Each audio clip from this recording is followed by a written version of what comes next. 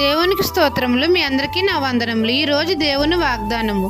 నీవు పట్టణంలో దీవింపబడుదువు, పొలములో దీవింపబడుదువు. ద్వితీయోపదేశ కాండము 28వ అధ్యాయం 3వ వచనం. మన తండ్రి అయిన యెహోవా మనల్ని ఆశీర్వదిస్తున్నారు. మనము పట్టణంలో దీవింపబడుదుము, పొలములోనూ దీవింపబడుదుము. దేవుని దీవెనలు మనం పొందాలంటే దేవునికి నచ్చినట్లుగా మనం జీవించాలి.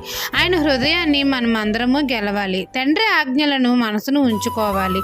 ఆయన మాటను శ్రద్ధగా వినిన ఎడల దీవెనలన్నీ మన మీదకి వచ్చి ప్రాప్తిస్తాయి. దేవుడు భూమి మీదనున్న సమస్త జనముల కంటే మనల్ని హెచ్చించి గొప్ప చేస్తాడు.